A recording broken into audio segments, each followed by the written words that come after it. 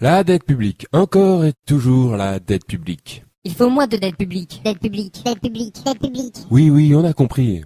Mais en effet, il y a de quoi la prendre au sérieux, cette fameuse dette publique. Son impact est mondial, et rares sont les pays qui ne sont pas sévèrement touchés. La preuve, la dette publique mondiale n'a cessé d'exploser au cours de ces dernières décennies. Mais pourquoi autant de dettes? Que faudrait-il faire? Il faut moins de dépenses publiques. Plus de compétitivité, un plan d'austérité, tout privatiser. Oula, doucement, vous en êtes bien sûr? Déjà, comment expliquez-vous que autant de pays soient endettés à ce point-là? C'est bizarre quand même. Et pourquoi ne parlez-vous pas du système des réserves fractionnaires? De la création monétaire par le crédit? Ou de l'article 123 du traité de Lisbonne? Il me semble que c'est important. Quoi Je vois, vous ne savez pas ce que c'est. Eh bien, dans ce cas-là, il va falloir que je vous explique.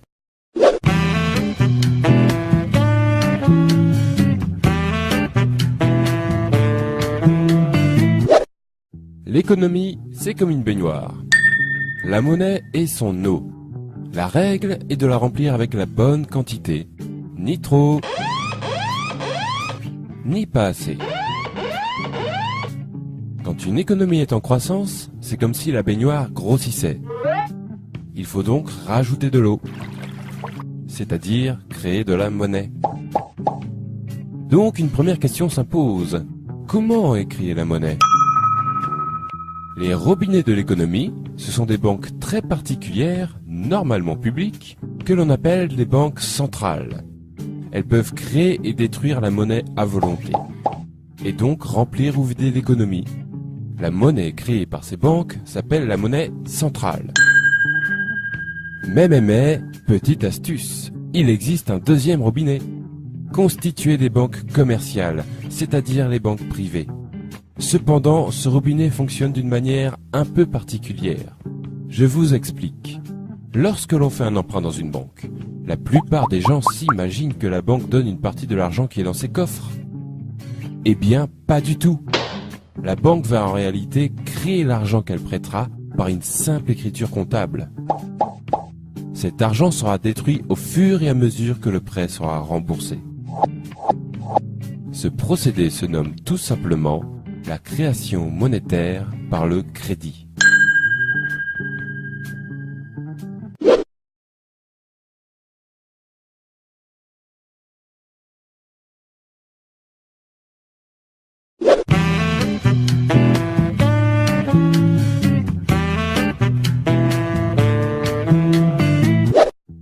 Pour savoir lequel de ces deux robinets coule le plus fort, il faut connaître les règles qui permettent de les tourner. Première règle, l'article 123 du traité de Lisbonne. Il fut un temps où les États se finançaient auprès de leur banque centrale et faisaient donc couler le premier robinet. Autrement dit, les banques centrales créaient l'argent dont les États avaient besoin pour combler leur déficit. Ce que l'on appelle aussi faire tourner la planche à billets. Mais l'abus de cette pratique à des fins généralement électorales provoquait par moments une inflation importante. C'est pourquoi, depuis les années 70, influencés par le monde financier, les États s'interdirent le recours aux banques centrales.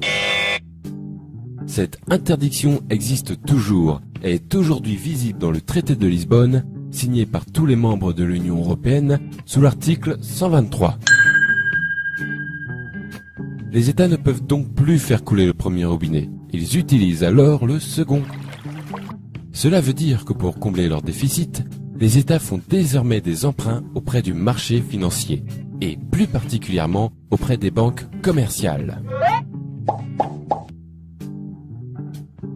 Deuxième règle, les réserves fractionnaires. Tout comme les États, les ménages et les entreprises font aussi leurs emprunts auprès du marché financier. Cela garantit alors pour les banques commerciales beaucoup d'argent à prêter en perspective.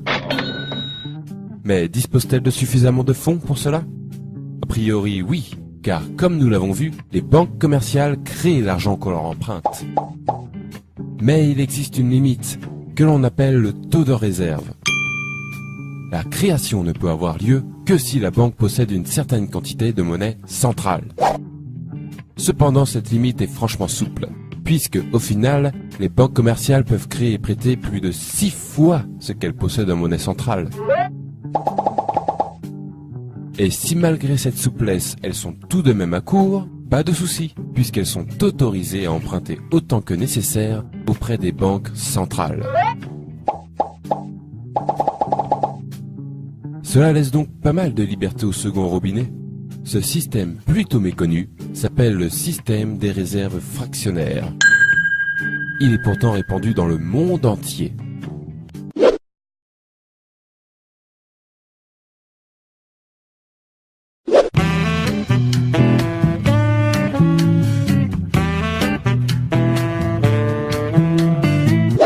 Trêve de robinetterie, revenons à la baignoire. Nous venons de voir que le premier robinet ne sert plus aujourd'hui qu'à alimenter le second. En d'autres termes, la monnaie centrale ne sert plus aujourd'hui qu'un rôle de régulation pour les banques. On peut donc comprendre que la baignoire est alors totalement remplie de la seconde eau. Autrement dit, la totalité de la monnaie en circulation prend désormais son origine dans les crédits accordés par les banques. En effet, l'essentiel de la monnaie est de la monnaie dite scripturale, c'est-à-dire de la monnaie issue du crédit. Or, il y a un problème avec cette eau. Elle s'évapore. Et oui, puisque la monnaie provient du crédit, elle disparaît quand ces mêmes crédits sont remboursés. Il faut donc sans arrêt refaire couler le second robinet pour garder la baignoire pleine. C'est-à-dire que les États, les ménages et les entreprises doivent sans cesse emprunter auprès des banques pour que l'économie fonctionne.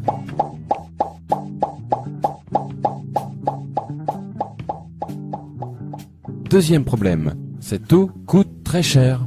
En effet, les crédits accordés par les banques s'accompagnent d'un taux d'intérêt servant à rémunérer la banque. Il faut par conséquent payer perpétuellement des intérêts sur cette monnaie scripturale qui remplit l'économie. Et je peux vous le dire, cela représente un sacré pactole pour les banques et leurs créanciers. Et un sacré manque à gagner pour tous les autres. On va voir combien ces fameux intérêts peuvent coûter avec un exemple concret. L'énorme dette publique française. Respectant les règles qui ont été décrites, l'État français ne fait plus appel à sa banque centrale et paye donc des intérêts depuis 1973.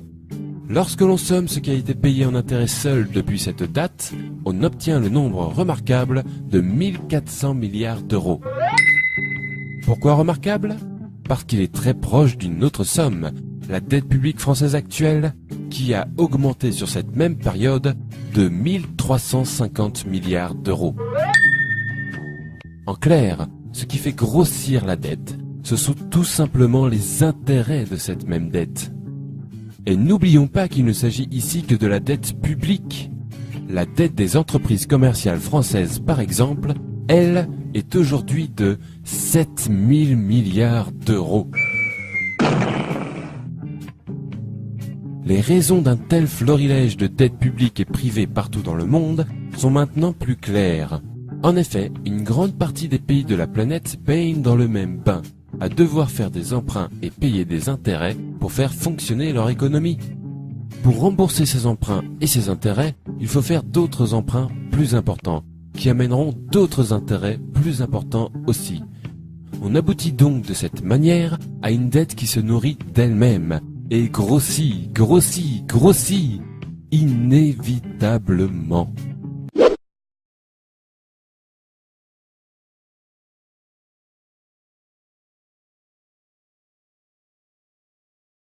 Vous avez déjà dû entendre que la dette publique est provoquée par une mauvaise gestion des dépenses de l'État, ou un manque de compétitivité, et que la seule manière de la résorber est de privatiser l'économie ou d'appliquer des plans d'austérité. Eh bien, sachez que ce sont des conneries. Il est mathématiquement impossible de résorber l'ensemble des dettes publiques et privées sans aborder la question de la création monétaire par le crédit avec intérêt, puisqu'elles en sont les causes naturelles. Si vous voulez résorber la dette, le premier prérequis indispensable est d'arrêter de faire couler le second robinet pour remplir la baignoire et d'utiliser plutôt le premier à bon escient. C'est-à-dire limiter le pouvoir de création monétaire aux seules banques centrales. C'est le seul moyen d'obtenir un système monétaire qui n'auto-alimente pas sa propre dette. Il y a une quarantaine d'années, les États se sont interdit l'accès à leur banque centrale sous prétexte que le premier robinet était parfois utilisé de manière abusive. Nous sommes arrivés aujourd'hui à la situation inverse, où le premier robinet manque cruellement et un autre l'a remplacé, remplissant l'économie de dettes impossibles à rembourser. Tout cela, ne l'oublions pas, au profit des grandes banques et de leurs créanciers. Je trouve déplorable qu'un sujet si crucial ne soit ne serait-ce que débattu par la classe politique, ni ne soit jamais traité dans les grands journaux. Merci de votre attention. Au cours de cette dernière décennie. Mais pourquoi autant de dettes? Que faudrait-il faire? Il faut moins de dépenses publiques. Plus de compétitivité, un plan d'austérité, tout privatiser. Oula, doucement, vous en êtes bien sûr? Déjà, comment expliquez-vous que autant de pays soient endettés à ce point-là? C'est bizarre quand même. Et pourquoi ne parlez-vous pas du système des réserves fractionnaires? De la création monétaire par le crédit? Les robinets de l'économie, ce sont des banques très particulières, normalement publiques, que l'on appelle des banques centrales. Elles peuvent créer et détruire la monnaie à volonté, et donc remplir ou vider l'économie. La monnaie créée par ces banques s'appelle la monnaie centrale. Mais, petite astuce, il existe un... La dette publique, encore et toujours la dette publique. Il faut moins de dette publique. Dette publique, dette publique, dette publique. Oui, on a compris. Mais en effet, il y a de quoi la prendre au sérieux, cette fameuse dette publique. Son impact est mondial, et rares sont les pays qui ne sont pas sévèrement touchés. La preuve, la dette publique mondiale n'a cessé d'exploser. Ou de l'article 123 du traité de Lisbonne. Il me semble que c'est important. Hein, quoi? Hein? Je vois, vous ne savez pas ce que c'est. Eh bien, dans ce cas-là, il va falloir que je vous explique.